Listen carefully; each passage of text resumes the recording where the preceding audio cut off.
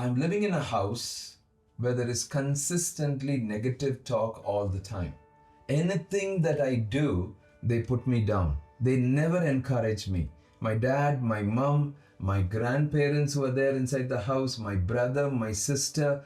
I have no understanding of why they would be so negative all the time. I'm sorry for that situation like that. I'm sorry for the situation. I don't know how old you are. I don't know whether you're a teenager or a young person.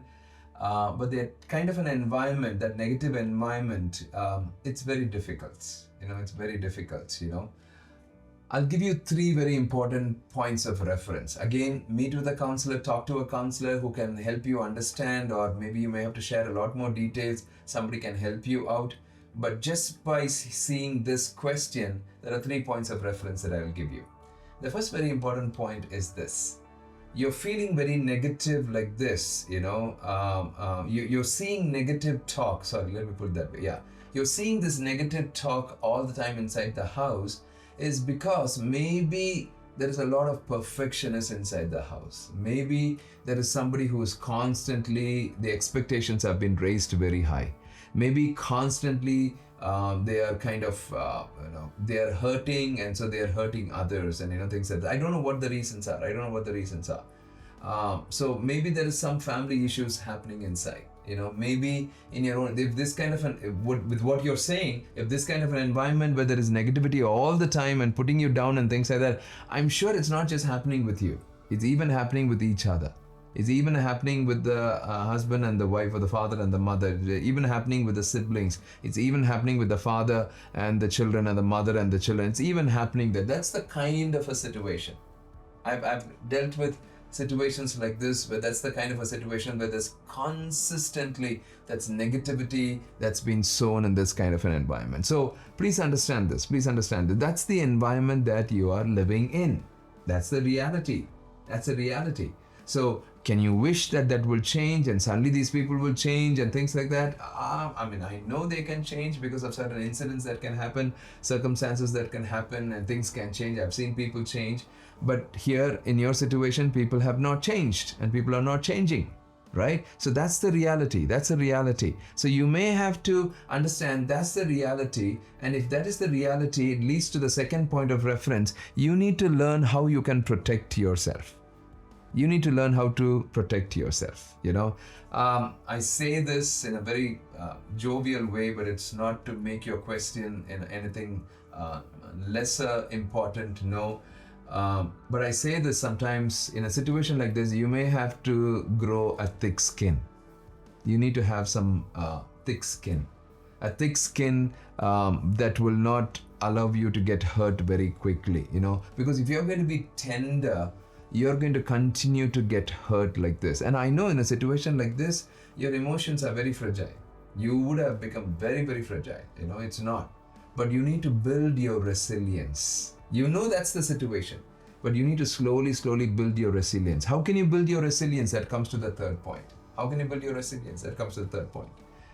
It comes to the third point where you need to understand a few things. One is, these are the people who are doing it, and I can't lose my life based on their reaction. I've made this statement before in some of these questions. Somebody's reaction should not determine your emotion. Somebody's reaction or somebody's response should not determine your emotion. So you need to learn to protect. That's one.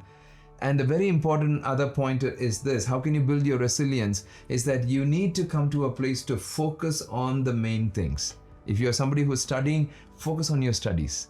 If you're somebody who's doing some work or things like that, focus on that. See how well you can do it. I know immediately I say that, immediately people ask this question. If a situation like that, how can I even do that? What are you thinking?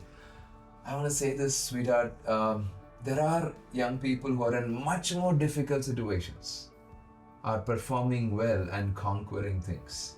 Much more difficult situations. Much more difficult situations. I'm not saying your situation is not difficult. No, I'm not saying it. But in a much more difficult situations. I just had to deal with a case just 2-3 days ago, where a young 21-year-old took the knife and tried to kill the mother because of something that happened in her life. And I don't want to, share that. In a much more difficult situation. I know of another boy I was trying to help a few months ago of how His aunt was sitting there, taking care of him, and she was doing things to abuse this child. And he was just 18 years old, and he didn't even know what to do with. So these are some of these teenagers, young people in very, very difficult situations where physically they have been harmed. Some of them have been sexually abused. Some of them have been mentally, emotionally abused. And some of them are even living in very poor conditions, but they are actually rising up and they're conquering things. I'm just saying that to make this point. If you're studying in a good school or a good college and your parents are paying for it and things like that, and you have a home and all of that, I think you should not be focusing that and using that as an excuse. You need to build your resilience. You need to focus on what you have rather than focusing on things that you don't have. Yes, that's who they are. That's the way they talk all the time. They're putting you down. Your confidence level is getting zapped out. I do understand that.